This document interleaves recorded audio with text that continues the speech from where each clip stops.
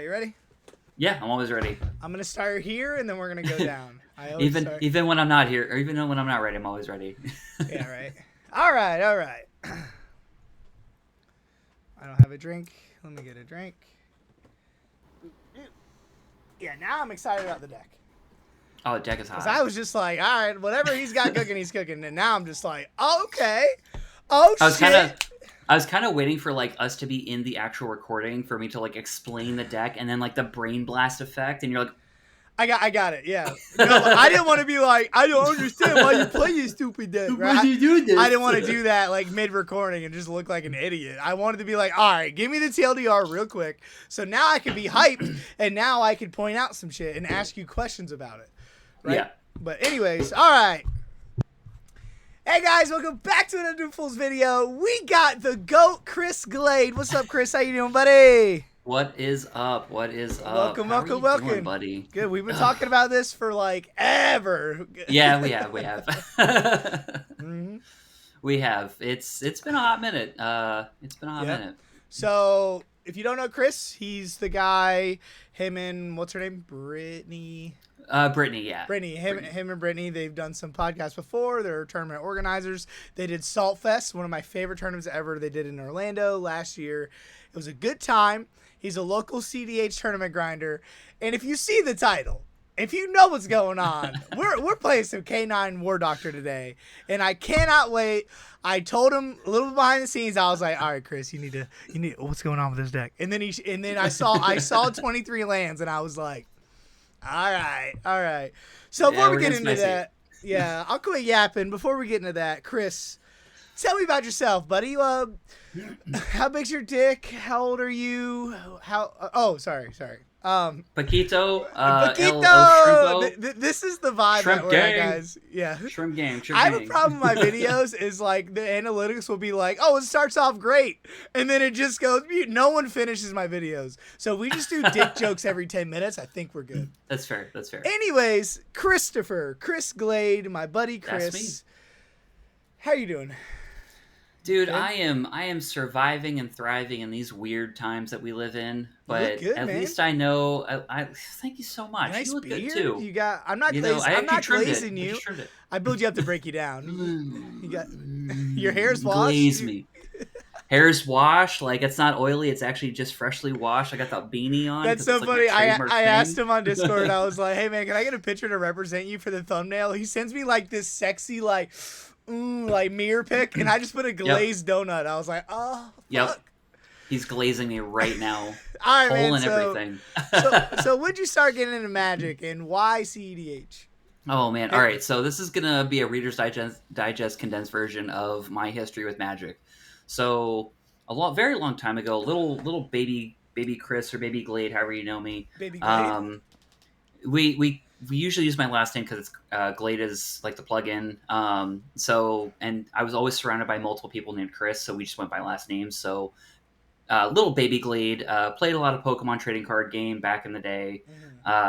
And when things got too, I want to say political is probably the worst word to use, but essentially there was a TO issue where one person was the premier tournament organizer in Pokemon. I don't know if they have that anymore because it's been a very long time, but essentially she ruled the roost of Florida, and a lot of the parents didn't like her as a human being because she was doing some not kosher things. So what we ended up doing is we started playing Magic when we do our local weekend meetups at like the local Books A Million in West Palm Beach, Florida. I'm from West Palm Beach and Florida. So we went to Books A Million. And my friend Kim, he's kind of like an older brother. He was the gym leader, as I think what they had back in the day, or a professor or something like that, of the mother hen of like the weekly leagues and stuff like that for Pokemon. And he was like, well, since we're having all these issues and, I don't like her and obviously the parents don't like this person, we're just gonna, we're still gonna have fun playing Pokemon, but, let's add some more games to some stuff. So one guy introduced Magic to us, and it was right in between, like, I want to say it was around like 9th edition, because it was in between Kamigawa and Ravnica City of Guilds. Damn. And It was like about a month before Ravnica comes out, and Ravnica City Guilds is like my first Magic set. Got into it. My favorite card, because it's a nostalgic card, is literally Boros Recruit. It's a 1/1 Goblin Soldier that's hybrid mana to cast, and it's got First Strike. It's like got really cool, fantasy art for back in those times. And if you like Magic lore, he goes and grows up to be a Legion Loyalist and then the Legion War Boss. At least that's where the fandom is on the lore. Yeah. So been playing since Ravnica, but I took a bit of time off as a teenager does, from Cold Snap till about Return to Ravnica. So probably about like 3 to 4 years maybe, because I skipped Lorwyn, I skipped all the Eldrazi stuff, went to Return to Ravnica, and that was when I started. So fast forward to 2015, get into Commander. 2015 precons. It's the Boros precon for that year. I like Boros because it's just like red white is my thing. I was a huge Winota player from 2020 up until, I mean, I still have Winota built and everything, but like Boros is like my thing. Locally known as the Boros guy, so what have you. CDH, got into CDH, I want to say like around 2016 is when the Partner Commanders came out. Yeah. And I was like, oh man, Akiri is really cool. Bruce is really cool. I'm a Boros player. Voltron gets all this crap in Commander games. I want to make, Boros amazing. So I'm going to like make Boros so cool. So Akiri Bruce is my first like Commander deck that I turned into a CDH deck for, if you want to coin the term CDH back in those days, it really wasn't coined. And then I played like Marath at one point, just to like see what fun dumb combos I can do with that, because we didn't have to worry about like one ring shenanigans like we do these days. And been playing CDH ever since. And pretty much my whole thing is like I've also played other formats like Legacy, so I like to, when it comes to deck brewing, if I can make a Legacy deck into a CDH deck and take it to like a local and see how well it does, and if it does well, awesome. Like I will tote in my one locals thing that Wacky Deli, which is a Legacy deck, as a CDH deck back in the day, was pretty peak. But we don't have to go into the history of that deck, because we're not talking about that fun, weird, nobody ever plays except for me once every Blue Moon Fringe deck. But yeah, that's pretty much my history. Magic is great. And then fast forward to 2024, met my friends that I've now established a streaming group with, called That's Not CDH. And our whole thing is like, we like introducing casual players into the format in a very fun way, where it's like, hey, we are playing the most fringiest things that we possibly can do. Our guest or guests that we have on, if they want to play something like VV, like TNK, like TNT, Magda, Najila, you know what? You're Rogthras. Bring them in. That's fine. We're going to throw the fringiest crap at you, so you know what to expect. But at the end of the day, it's like CDH is a fun format. So we try to go through at the end of every round or every match, which doesn't always end up happening, because a lot of times we end up doing just one full game of like 2 hours. But we like to, do a quick, thing of like, hey, what were your mulligans? What were your keys? What were your thoughts? What was your thing into it? Like, what were you thinking in terms of like your plays? What you could have done better? What you could have done differently? What you excelled at. So, yeah. Ouch. Sorry, my chair just broke. Your chair just broke. Here, I'll be the same with you. All right, chair broke too. It just went whoosh, and I was like, fuck, I'm trying to listen, and I was like, ah. It's all good. It's all good. So I got you. So that's pretty cool. So you've been playing Magic for a long time. Mm-hmm. Before we get into this, longer than I like to admit. Yeah, before we get into this crazy deck tech, what kind of, do you play any other, like we talked about, somebody has a cool ass artist proof Winota. Is there any other decks that you main, or is it's not me? It's not me. Oh, that's so sick. Is there any other decks that you like main or that you loved before this, or? So as a little foreshadowing, so yes, I've mained a lot of things, a lot of our Boros decks for the longest time, up until 2020 when Winota was spoiled. I was on Gerard. Oh, excuse me. I had gotten back into CEDH more regularly and I was playing Gerard Rutherlight Captain. And for those that don't know, Gerard back in the day was like the de facto Boros, like grinding station, KCI Hmm. eggs deck. So I had a really fun, cool eggs list that I was running. It was great. It did well, especially in like that Flash meta that we were in back in those days, Hmm. where Protean Hulk and Flash were just like the combo, and everybody was running it. And essentially, I would be in pods where it's three other basically Flash players, and they're all like guns at each other, and I'm just over here like, I'm gonna play this land. Okay, I'm gonna do this. I'm gonna do that. Um, I'm going to remove in some way, shape, or form with like the sacrifice trigger of Flash. I'm going to remove your Protean Hulk with my swords or what have you. Hmm. So I was playing Gerard for a hot minute. It was a super fun. Like at the time, that was considered turbo-ish, Hmm. because it was just meant to be fast. We were playing Mana Crypts back in those days, way before Jewel Lotus came to effect. We had Dockside back in 2019 because that's when it came out. It was that pre-con era. Um, so the deck was super fun. Fast forward to I think it was like April of 2020, and Winota hits. Cool, awesome. I was actually turned off by Winota. I was like, well, she does the typical thing of Boros thing. She just swings and does whatever. A local friend of mine, Gage, was like, no, you have to brew Winota. She's super good. She's super good. Go for it. So like mid to late May of that year, I brewed Winota, played a non Kiki Jiki list, and I've kept it Kiki Jiki list for the last 5 years. Hmm. Um, and essentially just like mained Winota for like aggressively for the last I want to say 3.5, 4 years at this Hmm. point. I played War Doctor and Canine for a hot minute, but I was still like trying to do Winota stuff and still trying to figure out the whole what we're about to talk about thing. But one thing I've always wanted because I was a huge Winota player was an artist proof. Well, Magali is a very tough artist to get proofs from because she's a very busy person. Like she's Yeah. doing artwork for not only Magic, she's doing like Zelda Tears of the Kingdom, artwork, like Hmm. the advertising artwork for it. She's doing D&D stuff. She's just very, very busy, and I love that for her, but hate it for me. Yeah.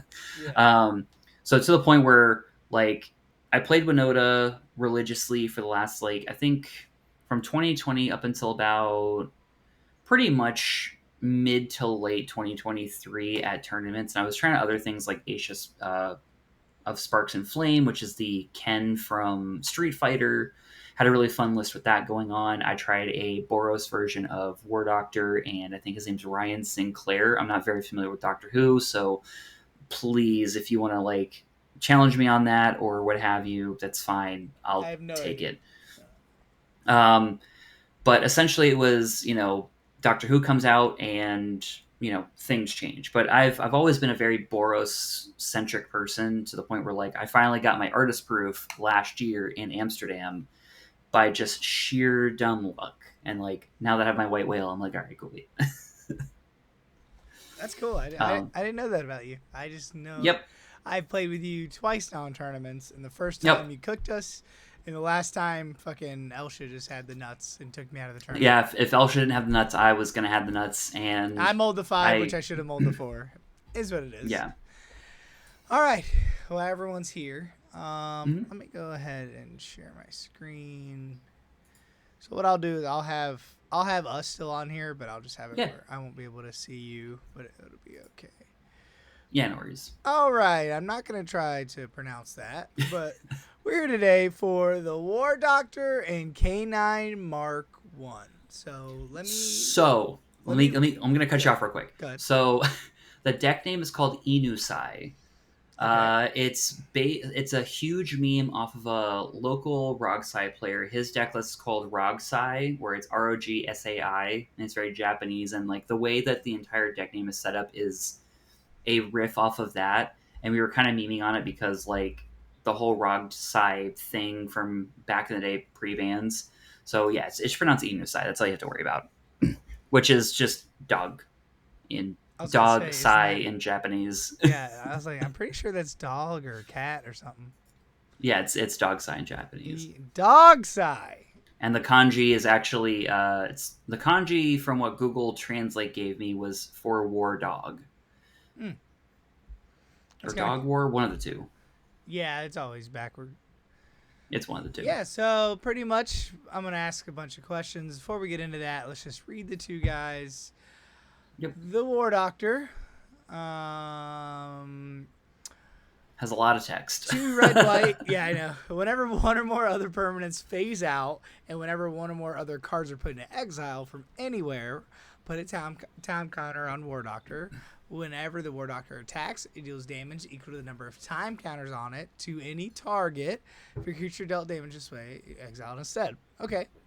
Comes up. It's cool. And then K9. The reason why we're here. K9 Mark 1. As long as K9 Mark 1 is untapped, other legendary creatures you control have Ward 1. And then it has 1 in a blue. Tap. Target legendary creature can't be blocked this turn. Legendary artifact creature. Sorry. Mm-hmm. Before we get in this deck, I do want to ask you, is there TLDR, this deck's about K9, but yeah. I want to ask you, are there other K9 decks besides the War Doctor? So there are. There is a huge, well, not huge, there's a growing community of people who are very into playing K9 and the 14th Doctor.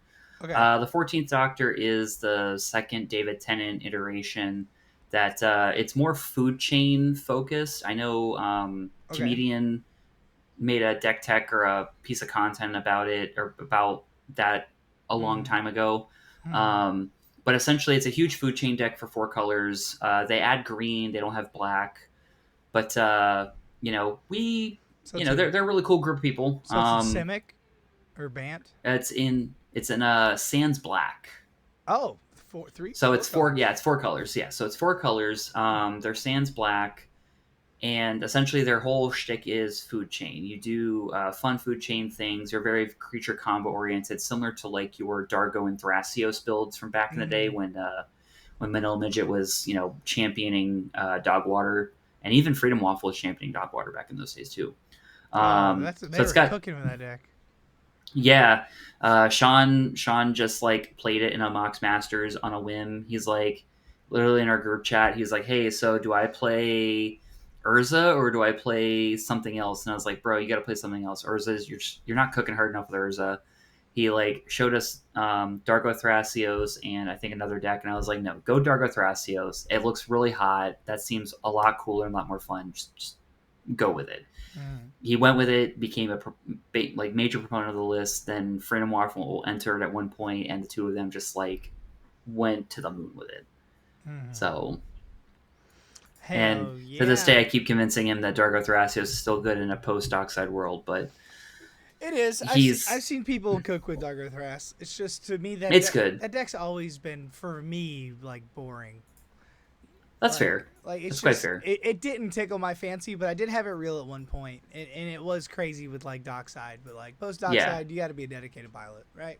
But like, Thrasios deck right now is really good. Yeah, especially any Dargo deck right now. I mean, like shout out to Hebrew Hercules, aka Kellen, for like taking down that 10K at land go. Like Dargo decks are good because they're just sacrifice decks. I keep making the joke that they're just like whatever their wedge or shard is. Once you're set up, Dargo is a fucking house. Yeah, Dargo just doesn't care. It's just kind of like, I'm going to set up, do my thing, and if you don't pay attention to me, I'm just going to pop off with like the very few things that you can interact with. Yep. I've seen someone set up, cast a turn 2 Dargo, hit somebody set up, killed somebody with commander damage, sacked Dargo for something, and just won. But it was just like, holy shit. Like, that deck is crazy. But all right, we're not here for Dargo. We're here for K9 War Doctor. True. Like I said in the beginning, I was like, all right, man, I've been wanting to do a deck tech about this for a long time, but I need to know what's going on with it. So pretty much 1.5 years ago, we agreed that the first time he beat me, I'm fairly certain he was doing War Doctor shenanigans. And yes. He kept like, I don't know if he had like double strike, but he kept like untapping him, attacking a couple times, and he was like pressuring a Rog Si, and he ended up like winning some crazy way. And that is not this deck. So TLDR of this deck is a Turbo Breach deck. If you look at the lands, 23 lands. So then you're gonna ask yourself, well, why the fuck would I play this over anything else? like I asked myself that too 10 minutes ago. So I honestly think this deck has fucking legs, and I honestly think Chris is a good pilot, and he might put this on the map because, like, I'll just point out the couple things, and then we'll go ahead. He's a 1 mana. It's pretty much a Rog, right? It's a Yeah. 1 mana Rog that's an artifact. So your Mox Opals, right? Your transmute artifacts, like there's a couple synergies there, and you have a flare denial, right? Like that is something. And would you say the difference of playing this over like Rog Ishai? Is this Yeah, is basically I have more so the deck is very canine focused. It's very right? focused on the synergies of that. Like you can sack canine to grinding station. You can't sack Rograk or Ishai to grinding station. Yep, that's Where huge Ishai in a is breach deck. That's huge. yeah, where Ishai is like murder bird. You just start beaming people one at a time. With your Rograk and stuff like that. I love Ishai so Canine, much. It's just too slow. yeah, yeah. I It's played it's Ishai Jessica for a long time. It's just too slow. One source so of plowshares. I think Rog Ishai can get there, but the problem is it needs a little bit more, like, 'cause it needs to dedicate a few more slots to that plan versus like my more artifact centric plan. Thankfully, we live in a docksideless world, even though I was playing dockside back in those days and playing this deck during back then. Yeah, you are. Yeah. You're cooking. Because I just didn't fear dockside. Like dockside's going to happen. It's a red ritual. It's not a big deal. I played Mana Crypt and played JLo because this is a canine focused deck, not a War Doctor focused deck these days versus when you and I first started playing against each other. But the reason to play canine is to basically say you can canine play. Let's say your Soul Ring, play Opal. Now you can start wheeling. You can start time twistering. You can start doing whatever. You pay an extra mana for both your canine and for your War Doctor, as opposed to a mana less with Rograk and Silas. But it turns on more things. But it does more. There's more added bonuses essentially. My first question is any of the text relevant? Is the target creature? Is any of that relevant at all? So Besides the target. The artifact? So the activated ability is irrelevant. Like it's very rare. I want to say I've activated that ability once in the last 2-ish years that I've been, almost 2 years that I've been playing this deck. Yeah, because it came out October, November of 2023. So more than a year and a half, almost 2 years, where I've activated Canine's ability. As for the Ward 1 part, it's very relevant. Like, I'm playing Ragavan in my decks. I'm playing, currently, as you can see on the screen, I'm playing Ral, VV. Bergie. I'm playing Bergie. Like, those are very relevant. Sorry, I just thought Yeah, we're playing Thoracle. Yeah, we're a Thoracle deck. We can talk about that later. Yeah. Yeah. But so it is relevant. The first part is very relevant for the legendaries, and especially with War Doctor. As long as he's untapped, which is usually a constant, Canine grants ward to all my other legendary creatures, and it's very relevant in the times when people are trying to remove the War Doctor specifically, when I have to go to that plane of, like, I have to do creature beats and creature removal to start gaining time counters and pinging people. Yeah. It's not common, but it does happen. Yeah, if someone fucks with your canine, you have this for your guardianships and stuff, and then also it's a good Timna blocker. Yep. So that's it. I like War Doctor more than I like Silas. The only difference is Silas is black-blue, right? Yeah, I mean, so, like, let's be real. Like, Grixis is a very good color combination. Grixis is better than Jeskai. But also with the unbanning of Gifts and Given. Now, Jeskai is not laughed at the table anymore. We lost to Elsha pilot turn 2, turn 3, and then you were going to win that next turn. Like, Jeskai is real now, for sure. Yeah, Jeskai is very real. So, two things. Jeskai is very real. Two things I want to note, and then I want to deep dive and just give you the floor. Two things is one, this is a try to for beginners channel, kind of like I always try to gear my content for the beginner. If they click this video, they want to know, how does this dick how does this dick work? Dick joke. How does this dick deck? How does this big ass dick work? The dog looks like a dick too. So how does this dick work, and what are the combos? So one thing I want to go over is the Underworld Breach line. If you've been living on a rock or you're a new player, we'll talk about that. And also what we mean. So Rograk is a 0-mana red commander. And why he's so strong is because you have a turn 1 Fierce Guardianship. You have a turn 1 Deflecting Swat. So with cards like him, he ends up being really, really busted. So with War Doctor, what he was saying is you cast him, a Soul Ring, and then now your Mox Opal, which it's not really ever turned on. It's like an awkward thing at the beginning of the game. It's Mm-hmm. probably turned on 80% of the time. So that also like your Paradise Mantles and your Springleaf Drums. So it turns into mana. That's why Rograk and low color commanders are really good. Also, Yeah. I have a question before I talk about Breach. K9, even though it's a Doctor's Companion, he's still considered your commander, right? Yep. Okay. Okay. So you're just going to go turn one K9. Now you have all this stuff online, and then you can protect. Because Breach can be really fast. Like, even in my VV Mm-hmm. deck, I can win turn 2 Breach with. Like, if I get, like, mana in a gamble and I don't discard my Breach, I could just win turn 2. So K9 Yeah. can just turn on that free protection. And I think that's kind of the idea. So, one more thing Underworld Breach. So, to me, this is, like, the main reason why you play red right now. Yeah. Like, red's probably the worst color by far, but I think Auto Reach is probably the best combo. I think it's just better than Thacid Decon because it just can win out of nowhere. It's what all the top decks are playing. Blue Farm. This is like the card of CEDH. So Yeah. just real quick, it's 1 in a red. Each non-land card in your graveyard has escape. The escape cost is equal to that card's mana cost, and then you have to exile 3 other cards. So pretty much if you have Underworld Breach, Lion's Eye Diamond, wherever it is, Lion's Eye Diamond. Oh, it's in there. It's Yep. totally in there.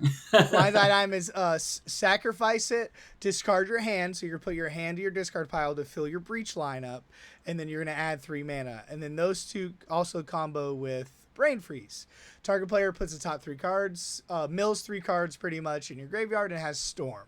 So you pretty much go Underworld Breach, Lion's Eye Diamond, Brain Freeze, and you can just cast Lion's Eye Diamond, have 3 blue, exile 3 cards, have Brain Freeze, and just keep refilling your library until you pretty much fill your whole library up. Now you have your whole deck ready to go. Then a lot of times, like a Jeskai, you could probably just mill your opponents out, cast Oracle, whatever. We'll get into that later. But that's the main reason why you play this deck. So what's interesting about this deck is because War Doctor is 1 blue mana, legendary artifact creature, you're in 23 lands. So this deck is all about Underworld Breach, all about winning fast, I assume. So let's go ahead and give me the TLDR of the deck, why play the deck, what's the deck advantages, what's the weaknesses, and then we'll go like card by card.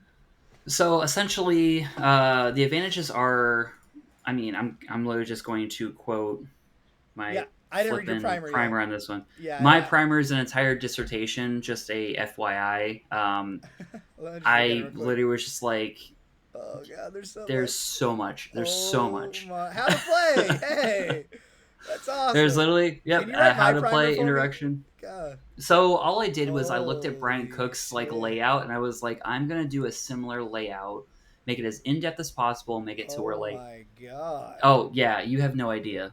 It took me, for what it's worth, it took me 3 months to fully flesh out and write this entire thing. This is amazing. This is the best thing I've ever seen. And the changelog I'm still currently like updating with the current edits for the list that we're looking at as we're talking about this on the podcast or on the recording. But there's like is this for you? Essentially, if you enjoy playing combo decks, right, in any format, even in like casual Commander, and you want to do something that's a little bit of a different cut of the cloth. My biggest thing that I've like been telling people for years is, or at least more recent years, is CDH as a format is very fun.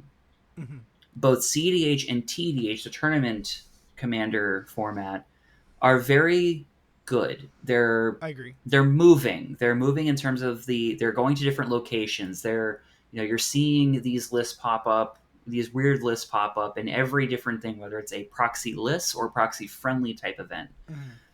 The one thing that I always preach is that CDH is not evolving.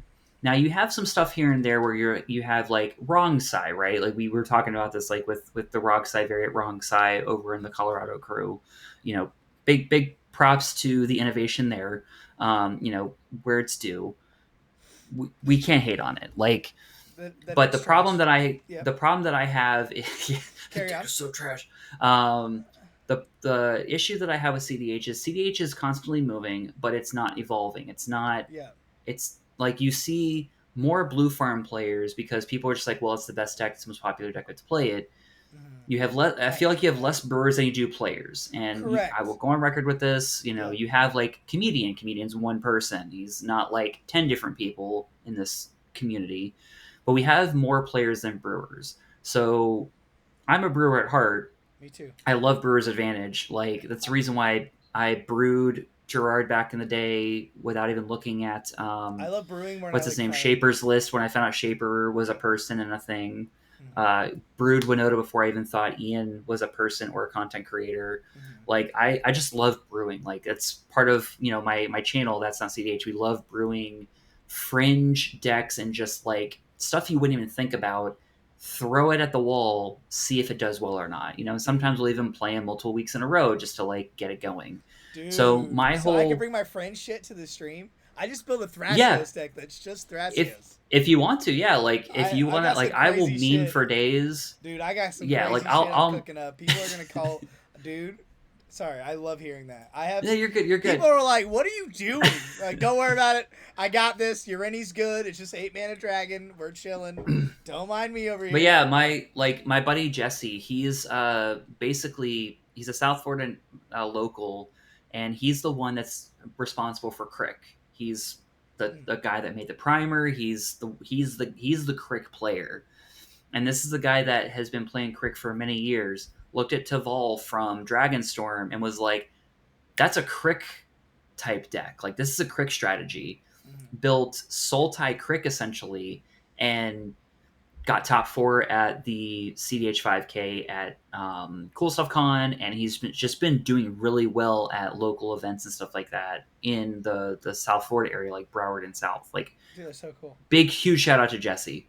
And he's, again, like, I give him tons of kudos and credit because he's contributing to the format, like slowly evolving. Like we see a lot of these popular decks, and it's just like the same decks over and over again at these events, and it's like I want to see something different. Like I want to see like there's more to CDH than just the popular decks.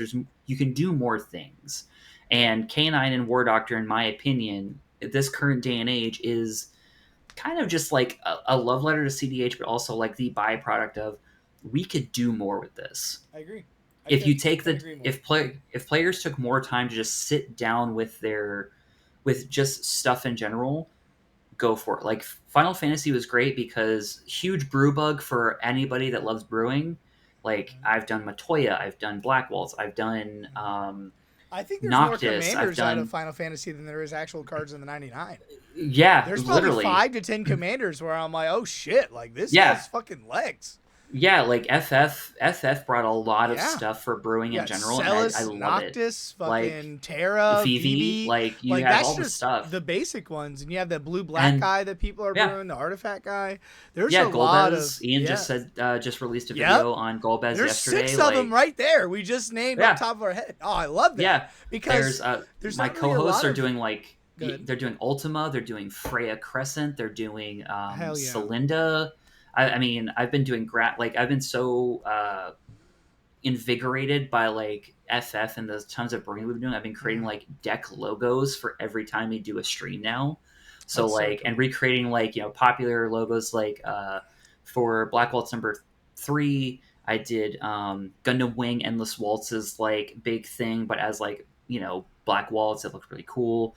Shalinda was more like what is it? Fucking something in the machines. I forget what her name is. But yeah, the dog days are over and all that stuff. But yeah, so but the reality is like there's so much untapped potential and so many untapped commanders. Not every commander in the format is like viable for tournament play or CDH play, but like there's so much, and it's infuriating and at all. But if you, like you said, if you ever play like a local casual CDH tables, say your locals, it's not solved a little bit. There's some crazy ass shit like Winota's really good. There's crazy ass shit that nobody even plays. That's like I saw a deck the other day. I don't remember the commander. It was like doing some crazy ass blue red artifact shit, and I was like, what is this? It didn't win. Right? What was it, like Iron Man or something like that? No, like Iron Man does that. It was something. It was an older deck. I don't remember the name of it. It was irrelevant. Oh, gotcha. But it was just doing shit because, like you said, in tournaments, like look at the top 16s. It's cool deck, 4 cannons, 4 TNTs, 4 blue farms, blah blah blah blah blah, and then like the random Yeah. Matalis and Rals. But Plus, well, the one thing I really like, sorry to cut you off, but the one thing I really Mhm. love about, especially like with Canine and War Doctor, is I am literally like, there's a guy named Steinmetz who played Canine and War Doctor at Salt Fest last year, which we didn't get to it in this at the beginning, but hi, I'm the physical representation of like half of the Monolith TCG events crew, or formerly known as the Salt Monolith, who put on Salt Fest last year. Woo! So Um, fast. but we had a Canine and War Doctor list over there, from him, which I haven't seen him play anything like play that combination since April of last year. Then you have my buddy Derek, who literally was like, hey, for your last monthly event that you're doing before you focus on more bigger events and kind of like space out your time and everything, he's like, I will play in your event if you comp me entry and I will play your deck. And I was like, sure, awesome. Ended up winning the Underground Sea with free entry, playing literally Canine and the War And Doctor. you couldn't have been Like, more happy. and I was like, and we had what was it? If I didn't enter my own tournament, we would have had 3 pods. So I entered my own tournament. Instead of playing K9 and War Doctor, I was playing K9 and Fugitive Doctor, which is like the teamer version of the list, which does a little more Song of Creation shenanigans, which we won't get into. But, it was really cool seeing like the deck can do well, especially in the right hands of players. But, he's also a Rog Si player, and he understood immediately. He's like, this is a Rog stylist, essentially. This is a breach deck. We do breach very well. I think it can do well with it. Yeah, Ended up taking first the entire time. That's so cool. Like, So let's dive into it, right? Yeah. Like we said before, jeskai is insane, right? Yeah. I feel like blue is obviously the best color in Magic. You have your counter spells. Oh wait, yeah. What? We didn't like. I started rambling and yapping, and we didn't even get into like why you even asked me like why even play this with the pros and cons. Pros are you want to play. If you want to play a 1-mana commander that isn't Rogue Rack, that has access to more synergies like Grinding Station, Transmute Artifact, unlocking your Mox Opal, like we've mentioned earlier. Yep, Grinding Station is huge. Same thing as Rogue Rack, turning on your free spells. K9 is right there. Flare Denial. War Doctor These being 3 one right extra there. mana. How strong are these 3 cards? Like in this day and age, if someone just goes turn 2 Necro or Flare of Denial whatever, is crazy. Like it really goes crazy. Yep. If you want to play a partner commander that is 1 mana more than Silas, that can also deal with problematic creatures like Grand Abolishers, like Mana Dorks, or pressure someone's life total. Yeah, or pressure life totals for ad nauseum players that are kind of like almost non-existent in my opinion ever since Gifts and Given came unbanned. But like, the reality is like War Doctor also says in his text that was read earlier, the second a creature dies this way from his ability, gets exiled immediately, fuels him another time counter. Doesn't get buffed, just burns things, right? Or machine guns things. Yeah, I love that. I love that. The pros are if you want something like that where you can pivot into a more grindier matchup with the War Doctor, this is going to be perfect for you, as well as it's jeskai. So we have access to Safine's Reclamation. We have access to silence effects. That's what I was about to say. Yeah, we're in blue, right? Like, you have the best counter spells, the best card draw. You're in red, which it has the best combo, in my opinion, with Underworld Breach. And you have white. Yeah. White is the best support color. White is the best color to be your third color, 100%. With all the crazy silence effects. Well, you're not even on fucking Voice of Victory or Grand Abolisher. But anyways. So I was. You're on silence. But we'll talk about that later. You're on Gifts Ungiven Intuition lines, and you're on Savine Rec lines. And that's huge, right? Yeah.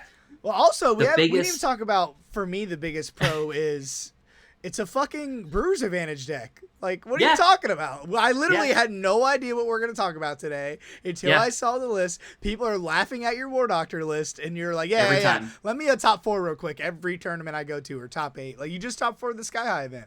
Had 38 people, and you easily top 4'd it. And you're just like, all right, cool. You're number 1, number 2 all day.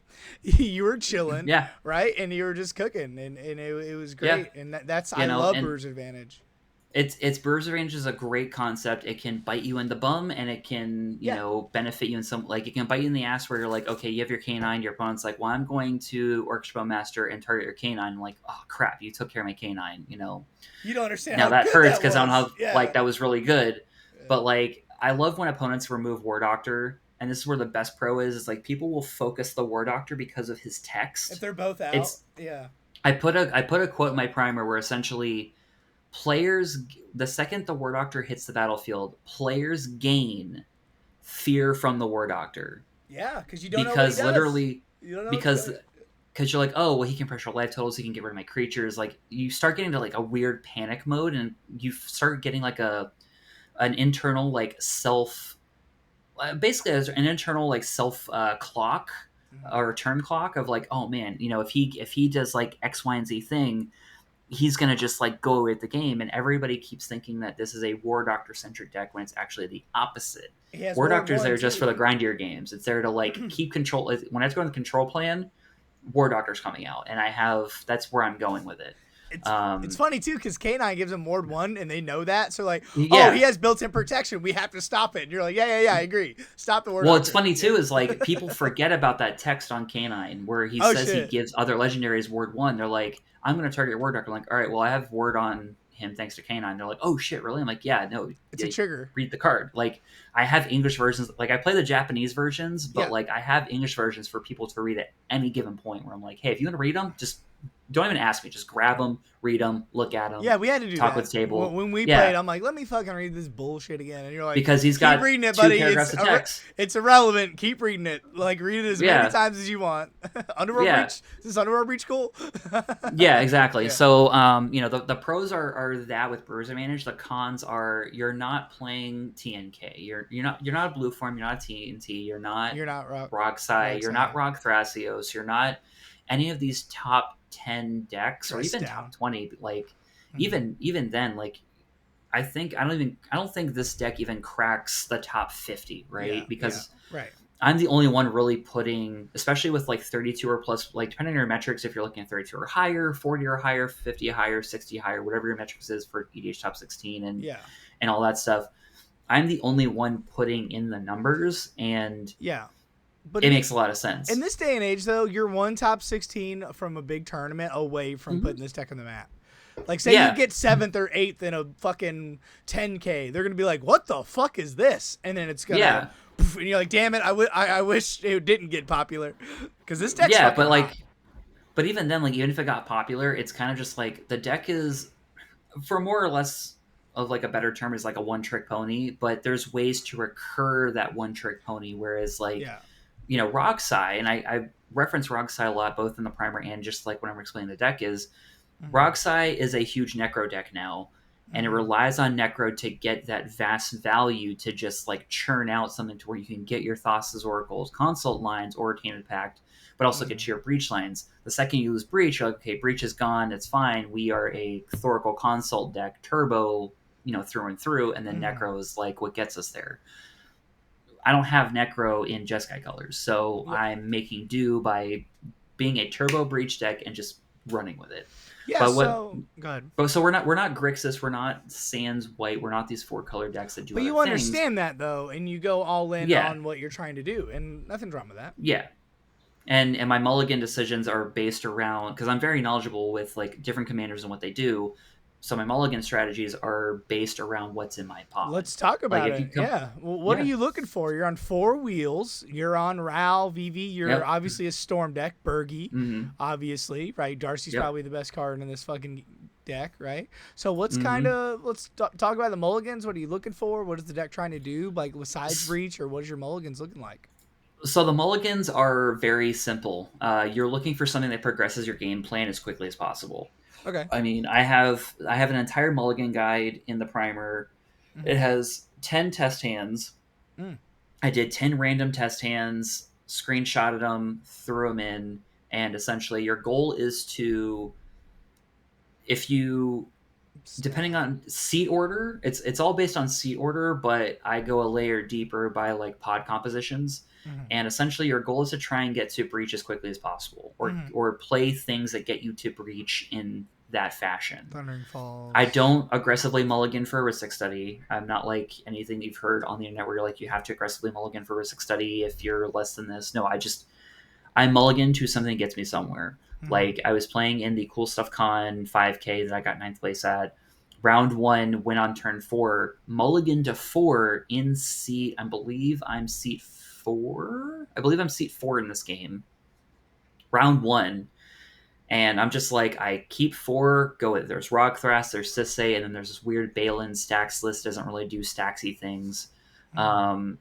And essentially I have land, I think 2 lands, an artifact, and like an intuition in hand. Those are my 4 cards. Mm-hmm. So I play my land, I play Canine, I drew into a free mana source. I think it was like Opal or something like that, or LED, I don't Perfect. remember what it was, but Yeah. I had to go through the notes on socials for that one. But essentially, like it ended up turning into a turn 4 win because Sisay didn't tutor properly because they didn't know what I was doing. They weren't properly. They were trying to advance their game plan. Rock Thras kind of was like advancing theirs, but kind of getting screwed on their draws and everything, especially when they had Thrasios out. And Balin was just doing Balin stuff. They got a Zerzoth out, which is that devil that creates devil tokens and Mm. does drawing things or whatever it is. But like at the end of the day, it was kind of just like, you know, I'm progressing. I'm looking for hands that help me get to a as close to a turn 2, turn 3 win as possible. Okay. Turn 2 wins do happen. They're not common because we're in Jeskai, unfortunately, Turn but 3. they do happen. I mean, there have been times where like I did a turn 2 where I had Jessica's Will in hand and intuition, drew the intuition, was like, let's just try and go for it, Mm. because I'm also a firm believer of, instead of yapping with the table, just play to your outs. Like, I'm going to try and go for it. And if everybody else doesn't have it, just let me go for it. Play the Yeah. Jessica's Will. Rog Si player doesn't counter the Jessica's Will. And I target, I think, the Rog Thrust player to the left of me, get like 6 or 7 red mana, flip into counter magic to protect myself, play my intuition because I had a mana rock that gave me colored mana, and I also had protection, and it just turned into just a straight up win. Yeah. And that was a turn 2 win, and I think it's on. You can hear in the background of the stream of Sky High's tournament back in. It's in the primer. I forget which month it was, but there was, I think it was like March or April of this year, where you hear me in round 4 just going, like shouting "woo," like we did it, because Rog Si couldn't interact with me. Yeah. Rog Thras had bled his entire hand to me to where I knew he didn't have interaction, and Mm-hmm. the third person or the fourth person in our pod who was in seat 3 was Rakdos the Muscle, which is a Rakdos deck. Turn 2. So Let's he didn't go. have interaction. Rog Thras didn't have enough interaction, and Jessica Will Rog does Thras that had nothing. sometimes. Sometimes Yeah, it's like, fuck, I got all blue spells, pass. And other times it's like, yeah, oh, is that a gamble we I see?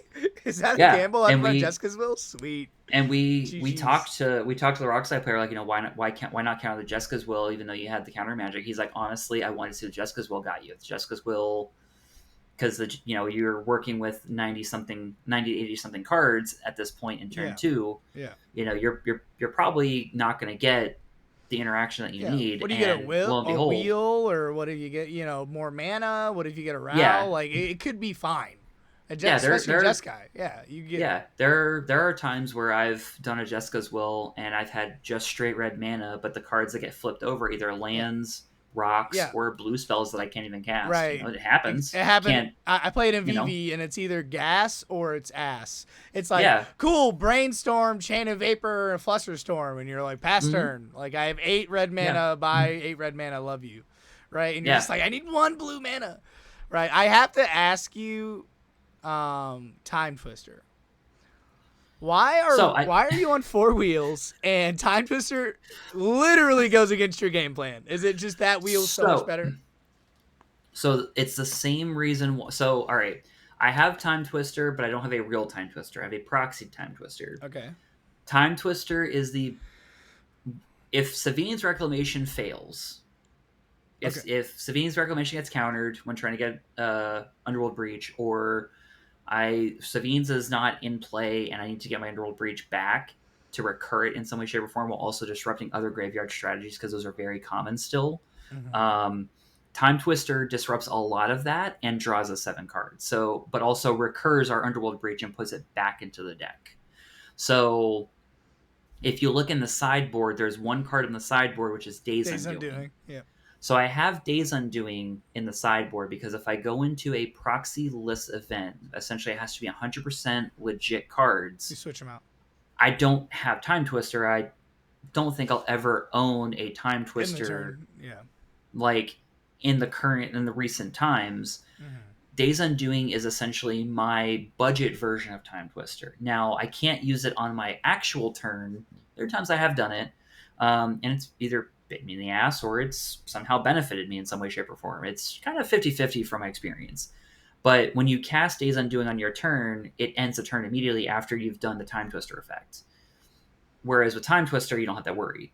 So if I'm doing the budget-friendly thing, yeah. I play the Days Undoing. If I'm doing you can just do no holds barred proxy all day, that's literally my only proxy in the deck.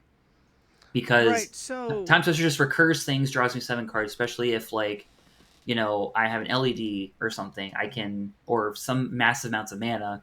Time Twister is also good because I can just keep churning out spells. Right. Sure, I have to worry about my other blue players or other players having interaction if there's any open mana, what have you. But how good is a turn 1, turn 2 wheel though? If it's just a Time Twister turn 2, you're still like. It can be pretty good. It can be pretty good. I have a question with Days Undoing, right? When it says in the turn, it says exile all spells and abilities from the stack, including this card. So say like you Days Undoing to a Bowmaster, does this just go past Bowmaster and the turn's ended? It will. The triggers on the stack. Because the way it works as part of the resolution of the spell is you're drawing the cards and you're ending the turn. So nothing goes in the stack, not even a Bowmaster. Wait, hold on. Discard down to your maximum hand size, you words off. And exile all spells and abilities from the stack, including. So Bowmaster isn't technically on the. Sorry, I lied. Bowmaster isn't on the stack at this point. So when everybody's drawing cards, and it says end the turn, you still have Bowmaster triggers to resolve before you can end the turn. So if I recall this correctly, because there's an end of turn trigger with Final Fortune. There's a reason why I did Days Undoing and why it's like a really kind of like you're playing a high risk, high reward type of strategy. Well, I know with it goes Turbo. around Final Fortune, right? So it only goes around Final Fortune if Final Fortune is on the stack. Like if Final Fortunes end like at the end of turn, you lose the game trigger goes on the stack, which is at the beginning of your end step. It gets around that if you cast the Days Undoing in response. But if you were casting it before that happens, the trigger still happens and you still lose the game. Well, what if you cast this whole priority Final Fortune? I mean, you could cast Final Fortune, but it's the trigger of Final Fortune on your extra turn is where like that comes into play, and you have to like.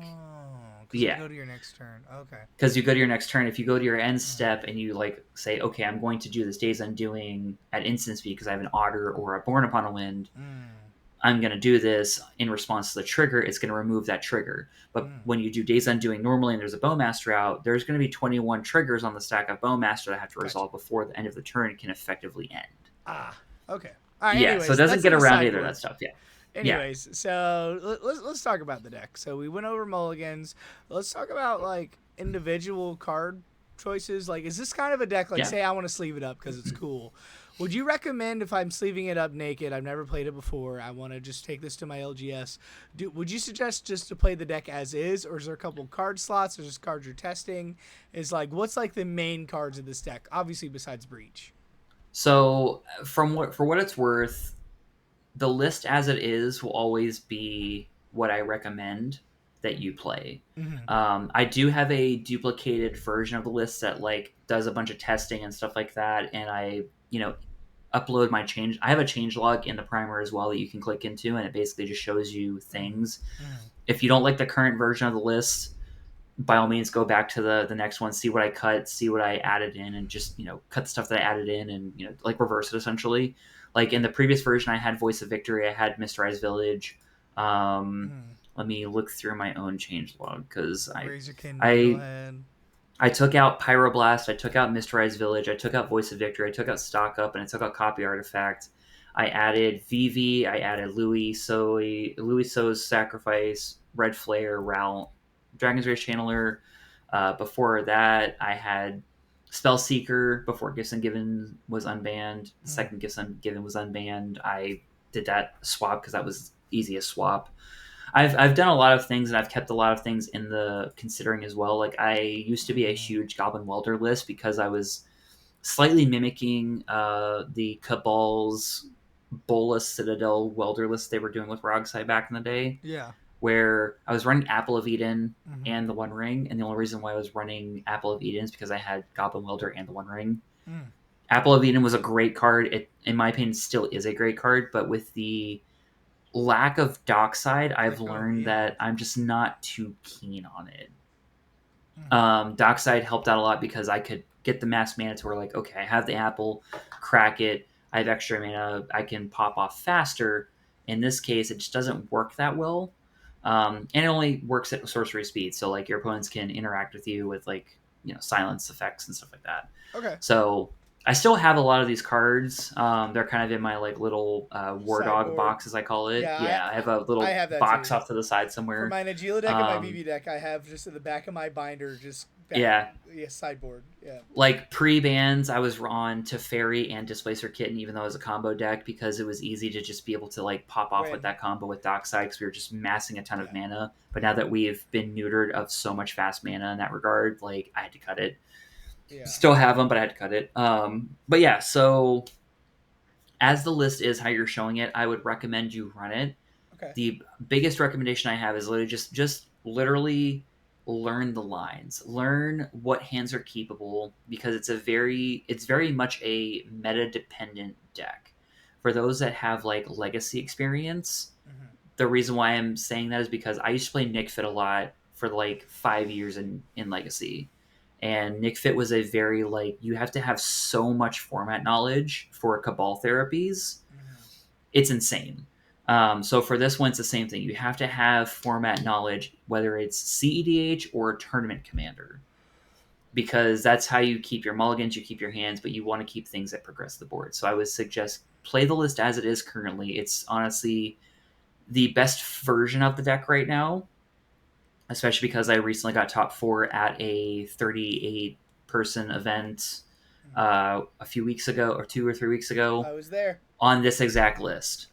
And Yep. yeah, I'm telling you right now, like I've had the most fun with this list that I've had in a long time, We're and on I both every lists, time I man. keep making changes and doing well with it, I just keep having more fun.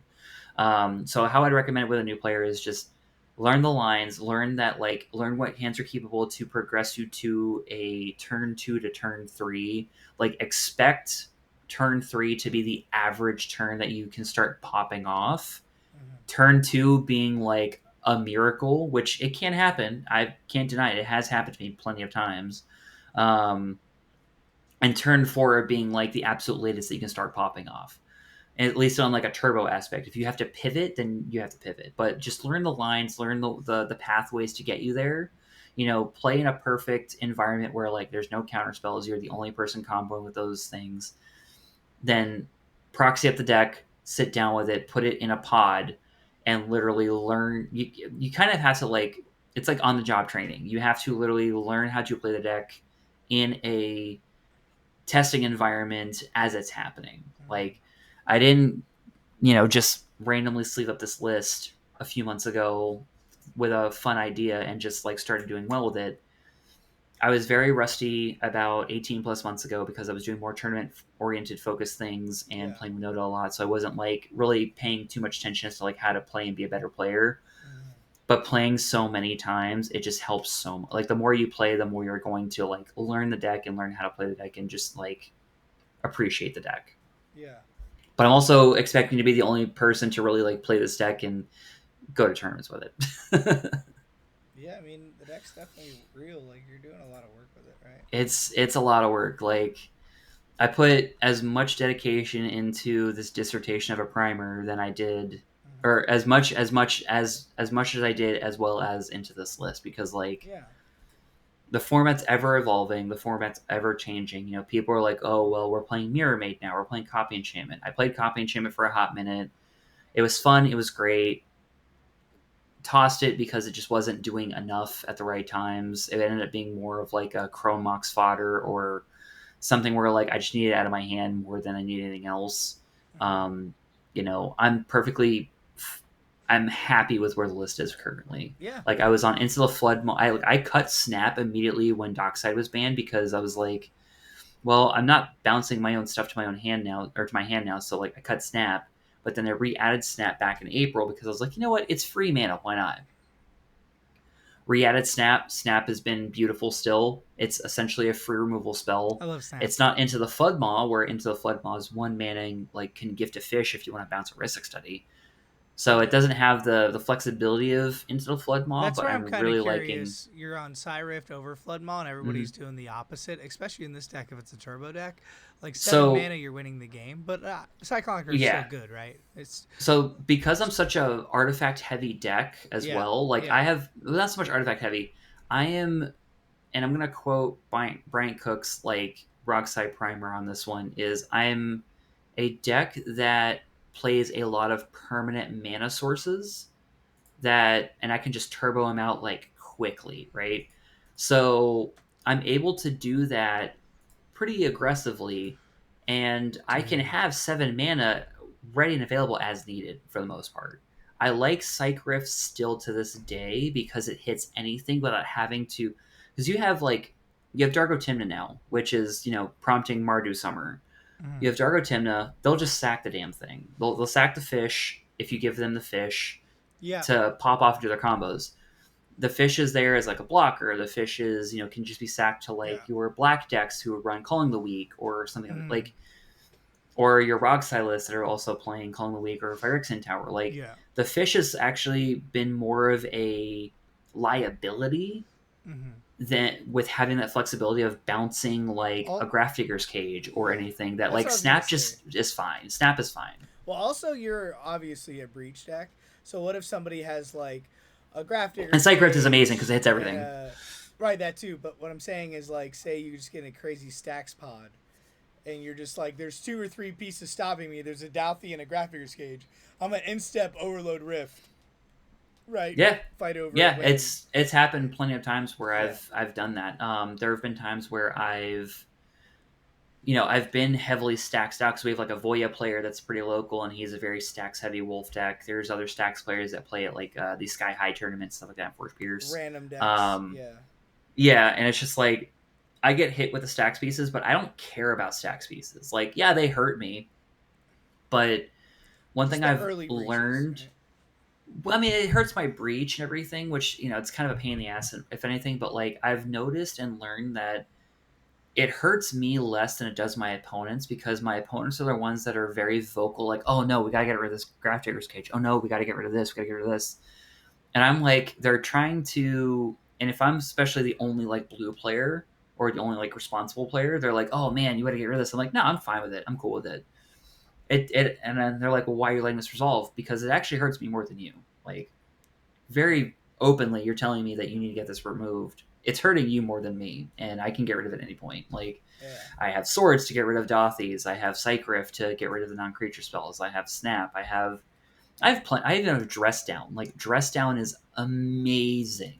Yep, I re-added Dress Down to the list. It's literally reversal. What I consider dramatic reversal is the second Dockside got banned. I added dramatic reversal as my pseudo Dockside because instead of generating, instead of becoming a ritual, I just untap all my shit and then just kind of do it again. Dude, I have a card. We could probably talk about it after this, but I have a card that would be absolutely insane in this deck, and it is so underrated.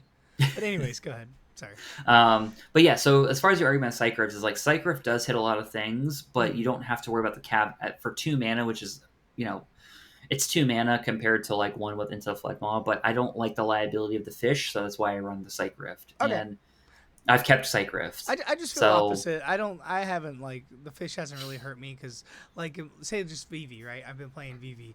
Flood Maw is just a 1 mana instant speed, blow the thing up that's either winning in the game or stopping me from winning, and then I either go for it and go from there. So the fish is almost irrelevant, but I definitely see what you're saying in those grindy pods. I'm not giving Timna a fucking 1/1. Exactly. No. Well, if I gotta bounce their breach, I will, right? But it's just I see what you're saying for sure. But I mean, this deck has a bunch of mana, right? You're on a bunch of rituals, overloading it isn't that big a deal. I'm on 2 mana bounce, anything's okay.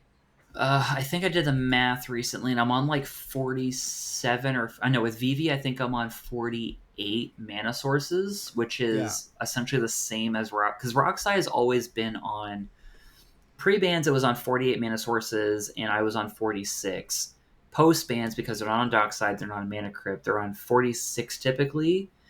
and I'm back up to 46 because I kind of view Ral as a kind of like mana reduce, or I guess a kind of like a ramp spell in some way, even though it's a mana reducer, but Right. also Vivi is a mana source as well. So Yeah. my thinking is like I'm on par with them, and especially because that deck is rising back in popularity again, especially like over the last almost 4 months. You know, that's why my biggest comparison, why I, like a broken record, keep comparing myself to Rog Si, because the reality is like Yeah.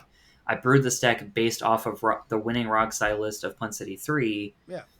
Turned my control mid range list that I used to play into a turbo list, and I've been on the turbo list ever since, and Yeah. I've loved They're it. Like, super comparable, right? You're taking out black and you're yeah, adding white. Okay, I don't have yeah, demonic tutor. Hey, I got silence, right? yeah, Okay, I don't have exactly. vampiric tutor. I have a Savine's reclamation. Yeah, right. You know, And I have access to a bunch of other things that they don't. Like I have access to an Esper Sentinel, which they don't have, it's but I one of the also best don't cards. have access. Yeah. Yeah, but I don't have access to an Orchestra Master. Well, if I wanted to kind of get close to replicating that, you know, Razor Can Needlehead is the closest thing I could do to that, because if you wanted to, yeah. You know, but I don't really. I'm at a point where like I don't care if you draw cards, because somebody's going to lose no matter what, and it's not by life points. Now I want to talk about these two for a second. I feel like unbanning a Gifts Ungiven and Intuition like makes jeskai real, and you know, makes a strategy real. Like, am I right? Like these two are literally one card combos, instant speed in your deck. Like it doesn't matter what you give me, doesn't matter when I do this, I'm winning the game. And I feel like this puts this deck on the map. Just these two cards by itself. Correct me if I'm wrong, right? No, you're right. It's so we have to count the intuition, guys, or we lose.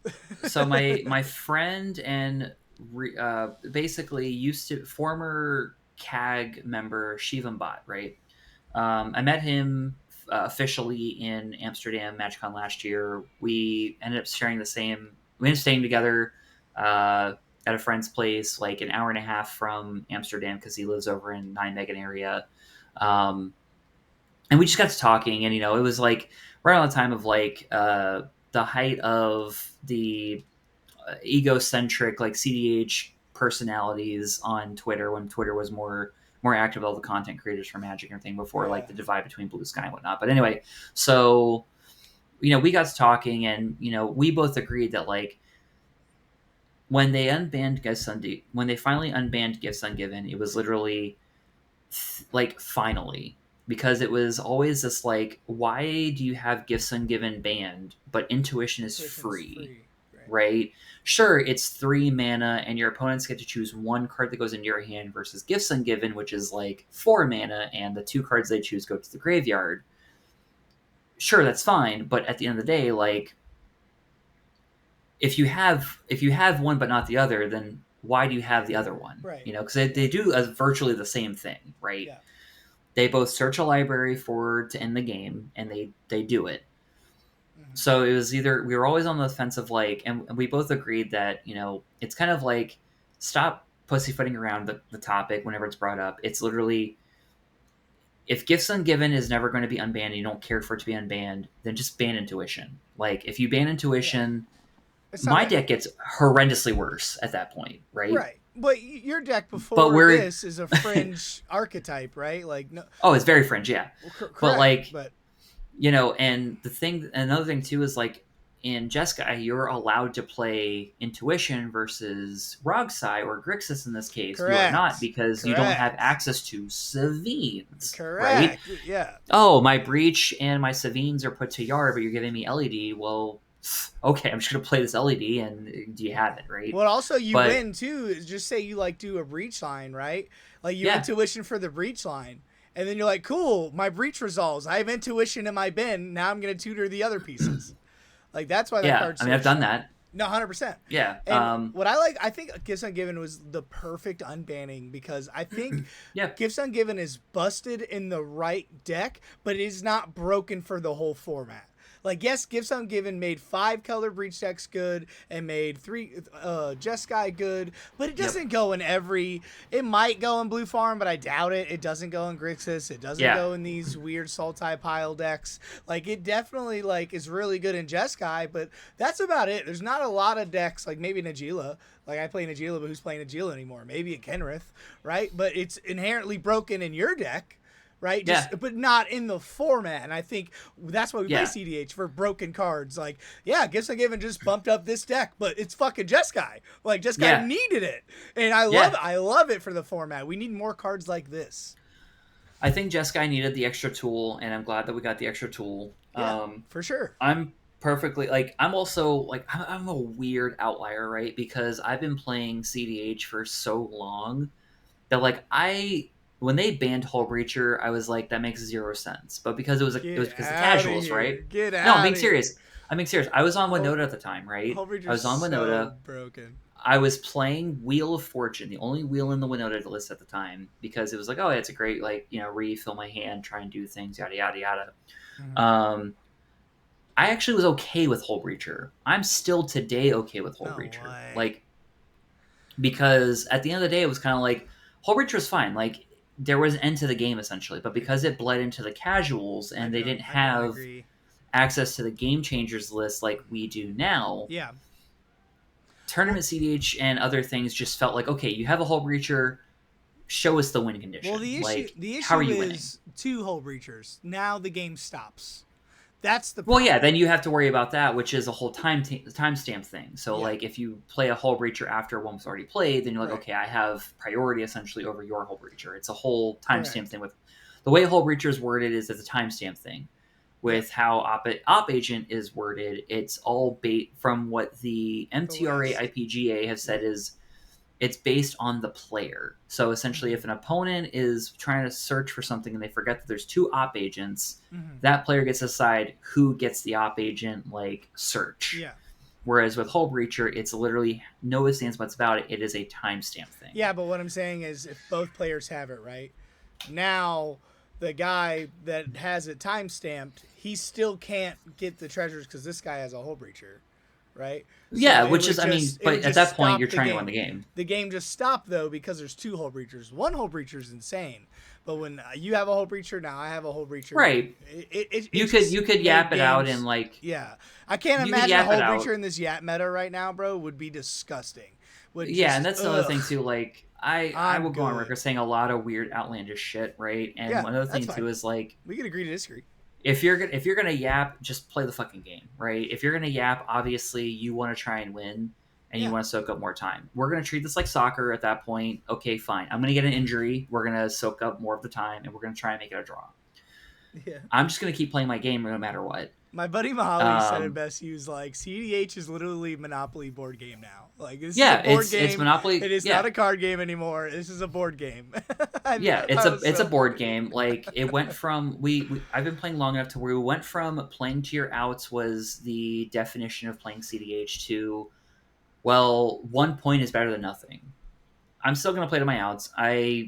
If there's any way, shape, or form where I have to accept the draw no matter what, sure, I'll accept the draw. If it makes the most sense. But at the end of the day, it's like I'm not going to spend time yapping. I'm just going to try and push wins. I agree. I'm going to focus on pushing wins. You got it or you don't got it. Yeah, I don't think you should king make somebody by any chance, but I definitely think when people are like, okay, I'm going to draw, I won't push, I'm going to draw. It's like, nah, motherfucker, if at Sky High, one person agreed to draw, we were all dead to rights, right? But they were like, you know what, you're right, I'll just draw here, I'm not trying to fight over it. It's like, no, motherfucker, you only draw when you're cooked. You keep pushing and you keep pushing and you keep pushing until you have to take a draw, right? Yeah. I totally agree with you. But anyways, we're running out of time a little bit, but I know. We've been yapping long. It's okay. We're all wife's out of town. We can yap a little bit. I just got to check on the kids. So, is there anything else like individual cards like Malevolent Hermit's insane in this deck? I think you're saying Ral and Vivi you're kind of testing right now. Yeah, Ral and Vivi I've been testing right now, and Malevolent Hermit has been the best thing. It's literally a mana leak for 1, or essentially 3 mana. It's a mana leak. Silence effect. Yeah, it's been great. Anything crazy, though, that stands out? Willow Jeskai's obviously insane in this deck. There's so much spice. Like, this entire deck is essentially spicy, so I don't know, like, how to answer that question.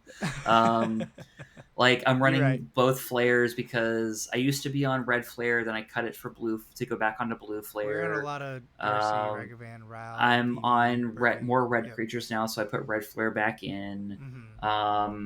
and I don't care if I sack my War Doctor to the red flare. Like the War Doctor means nothing to me outside of like creature control and being able to like essentially divert removal in some way, shape, or form He has in like feelings. to him. Whoa. I know. Whoa. I used to joke a lot of time that like my deck was John Wick and that's his dog, and if you kill my dog, then I'm gonna John Wick you. Right. Yeah, I played Doesn't against that help that variant. like, Yeah. and that was like how it happened was like, all right, you killed my dog. Well, I'm gonna play the War Doctor. Now I'm gonna like do like, it wasn't salty, but it was more along the lines of like, okay, well, I'm gonna show you that like I'm gonna start picking off things and you're gonna hate it. Yeah. And everybody hated it. Right. But yeah, we're on because you've mentioned it before. Like we're on 23 lands, right? Right. I bounce between 23 and 24. Not often. There has to be a reason for it. April, when I got ninth place, I was on Mysterized Village. That was my 24th land. More recently, I'm back on 23 because of the current list and how it is. Like I'm on Rouse, so I might as well cut a land at this point. Does that feel good? 23, I've seen, or do you yeah, like I think I don't ever miss. So I was on Mysterized Village, and Mysterized Village is a slot, like a spell slot, right? 2 mana to protect the next spell is fine, but it's also got its negatives, because you're like, fuck, all right, well, now I have to make sure to have Mysterized Village and a blue source up to make sure that my Underworld Breach is uncounterable, right? Well, what if that's your third spell of the turn? Mindbreak Chop just removes it because it says I'm just going to target shit on the stack and exile them. Doesn't counter them, just exiles them. You know, we that's it. So Yeah. I don't miss it. I still have it in case I want to put it back in, but I don't ever miss it, especially nowadays. Like I've considered putting in Starting Town, but like I don't know what to take out. Maybe like Sacred Foundry, or take out like maybe even my Otawara, because lately I've been just hard jamming playing Otawara versus using it for channel ability. Yeah. There's just a bunch of stuff. So this is just Ral with white, but with yeah, good it's stuff. it's Ral with like the current Yeah. list right now is essentially like Ral with white. I've seen Ral more times than I've seen VV, and Ral's been very detrimental in terms of like, or very detrimental in terms of like casting my stuff for less, which is great, right? Yeah, But Russia Will also feels I've great. Jessica's Will feels amazing. the 3 times that I've seen Ral and played Ral, 2 of those times I've sacked him for Flare of Duplication because he was there, and I was like, I don't care about the Planeswalker side. Like, I care, like, I do, but I don't. It's really weird. Like, Ral is great as a thing. I might even cut Ral for something else, but I'm kind of liking Ral with how things are going. Okay. That's good. I just don't really care about the ultimate as much as I thought I would. Because I ultimated him once, and then I ultimated, and I was like, oh, well, out of the, what is it, eight cards? Yeah, out of the 8 cards that he exiles, like, most of them were permanents in some way, shape, or form. And I think one of them was even Breach. And I was like, well, I've lost this game. I didn't win that game. Yeah, that sucks. Okay. But it was like, because you can only cast instants of sorcery, so it's like, all right, well, I don't play like Pull from Eternity, which is a white 1-mana spell instant that like takes a card from the exile zone and puts it in its owner's graveyard. It's too bad. Yeah. I mean, I've thought about playing it because, I mean, if we look at my deck stats, like the color stats, I am 8% all symbol, 8 or 9% all symbols white. So like, I could do it. It's why I don't play Grand Abolisher. Like I get a constant question every time is, why not play Grand Abolisher? Why are you playing Defense Grid over Grand Abolisher? Or why are you playing this over Grand Abolisher? It's because of color. At the end of the day, is Grand Abolisher is too mana intensive. And I know it sounds terrible. Like it sounds ridiculous, right? 23 lands. I get it. It's 2 white pips though. Like, right. If it was Voice of Victory where it's 1 and a white, play it all day, because I have more flexibility where I can use like Sacred Foundry and a blue land to do like a Volcanic Island to cast it. But because I have to have 2 white mana no matter what to cast Grand Abolisher, it doesn't make sense to me. I'd rather have the flexibility of 2 generic mana or a silence effect. I've had people. I did play Voice of Victory for a little bit there. I might bring it back in. Haven't really decided yet. I get it. Yeah, White's Perseverance, but I get it. Yeah, it's mainly for that, and it's also the fact of like, I don't care if my opponent can activate their creatures, their artifacts, and their enchantments on my turn. Sure. Yeah, I did play Voice of You're the guy. Victory. Yeah. Yeah, I played Voice of Victory. Voice of Victory is good. If you want to play Voice of Victory, I recommend going to my most recent changelog, which is like April or not April, June something, Yep. um, and essentially just revert the changes at least Right. on the creature package. Like Yep. you could remove Ral to put Voice of Victory in, but Hmm. in doing so, probably take out Flare of Duplication and put in one of the Yeah. non-creature spells I took out. I, Like, I was looking at it. There's probably 3 cards I would change if I were to sleeve it up, just for my yeah, personal probably. preference. But I mean, it's still like I would still play pretty much that deck. Like I'm Yeah, definitely it's playing Voice of Victory. There's a spicy card I want to play, and I'm probably possibly cutting Time Twister, but that's a thing for me. yeah, like But Time yeah, man. I Twister mean, is a it's very weird thing for people, and I kind of had to yeah, like, I had to like, yeah, especially with Days Undoing, I had to like really warm up to the idea of it. hmm If you want to cut Time Twister, you could easily put Stock Up. Like, yeah, I will preach to the day, like, Stock Up was a great idea to put in my list, and I love Stock Up to death. Stock Up is a 3 mana dig through time that for 2 less cards that just puts 2 cards in hand and 3 on the bottom. yeah. You're I feel like digging and it you're just gets deeper. I don't know, man. Like Rockfast is on it, and I'm just like, you're in blue already. Like card draw isn't the problem, but I guess your Yeah, commanders don't give you card draw, so I could see it. But we could talk about yeah. individual pieces all day. Well, before I let you go, was there anything else about the deck you wanted to talk to about? Do you want to get any advice for new players? Like I said, Sleeve it up. pretty much, if you want to sleeve this up and you think it'd be cool for you, um, learn the mulligans. You know, mulligan for hands that get you to places. Moxfield playtester is very, very sketchy. Weird. It's not the best. It's better than Arena's play like Right. shuffler, but Right. Mox Fields has still got its issues. It doesn't work towards you. Like if you look at my mulligan guide, like I'm pretty sure you'll see a lot of hands. You're like, what the fuck is this hand? Why is he keeping some of these hands? There's got explanations for him, and why is he even like putting this up here as like an example? Yeah. You'll get those hands. Like they do happen in paper. Um, Mm. the deck can literally, if you want to aggressively mulligan, the deck can get there on a hand of 4. And I hate to say it, but I haven't gotten to that point post bans dockside, but pre bans we could get there at 3. Damn. Like if like because it's literally I had land, I think it was like land, rock, dockside, or some weird thing to kind of like just like get things Yeah. Yeah. going. Yeah. I forget what the 3 cards were at the times that happened, but you can get to 3 and it's still like come out in your favor, especially with cards you're drawing because everything's unknown. Currently, you can go as low as 4 that I'm aware of and have experienced, and as far as I've gone because I've been comfortable with that, Yeah. and you can still get there. The deck pushes, the deck does things that makes it to where like your opponents have to interact with you no matter what, but because you're on a deck that nobody understands, that's where the brewer's advantage comes into play, and you can literally just jam no matter what. Like people Jam, are going to jam, interact with you when it comes to the key spells, which is fine. It's going to happen. These are popular cards for a reason. yeah. But at the end of the day, it's like the second you play Canine, like, oh, you're going to play Canine. Okay, fine. You have access to your free spells. Whatever. You play War Doctor because you have to pivot to a grindier plan. You're just freaking out.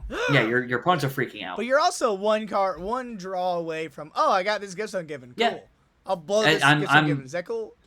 I am always I've learned playing the deck. I'm always 1 or 2 cards away from either being a intuition, gifts ungiven, Gamble. intuition, gifts ungiven, gamble, underworld breach, like other You're winning. things. Yeah, there's 6, I'm 7 winning, cards like, you can top deck at any moment where you're like, oh, I win here. Cool. Yeah, there's been times where I've kept hands of 7 where it was like gamble and grinding station and literally a mox opal, and I was like, and I have ancient tomb, right? I'm just like, all right, cool. Turn 2. Ancient tomb, grinding station, mox opal, pass the turn 2. Cool. I drew a Sitting Spirit Guide randomly. I'm gonna Sitting Spirit Guide, cast this gamble. We got the breach. Cool, sick, awesome. We're going to play this land that makes blue, cast Canine. Now my opal is online. I'm going to now cast this breach, and I'm gonna grinding station until I win. Yeah. Like, yeah, it happens. Yep. All the time. Yeah, I like, love breach. I feel like people are like, ew, red. Like, no, breach is strong enough where it's keeping red above water. So once you get familiarized with the list, I recommend running like playing in tournaments with it if you want to like scratch that itch if you have a tournament itch. Mm. But at the end of the day, like it's a great tournament deck. Like I'm Steel City Spectacular in August. I'm gonna tell you right now, I am going, but not as a player. I wish you're coming to So my I tournament was this weekend. I wish. I'd love for Yeah, you I'm to on smash, vacation for the man. next 9 days starting Saturday, so it's not gonna happen, bud. Damn Damn it. But you'll catch me free rolling the next like 3 Sky High tournaments that I'm aware of because It's cool. I'm moving to North Carolina at the end of September. Because Yeah. Florida's just too I damn want to go to expensive. their the dual land one. The top 10 units Yeah, of dual land. I want to go to that one. yeah, I think that's the September one. So I've convinced a bunch of people jokingly that to play whatever my exact War Dog list is at that point in September for that event, and we can just like run a shit ton of canine and war doctor lists and see like who gets there essentially. Hell yeah. Just because it'd be a fun meme and like it's a I'm send down. off for me because I think it's happening in September. I'm down. But yeah, so if you want to pick it up, just learn the lines, learn how to play the deck in that regard. If you like reading, read the primer. The primer is long, it is detailed, and it's detailed for a reason. Like I'm the type of person where if I'm being taught something, I want to be taking. I kind of want my hand being held, like step by step, to do something correctly, right? Mm-hmm.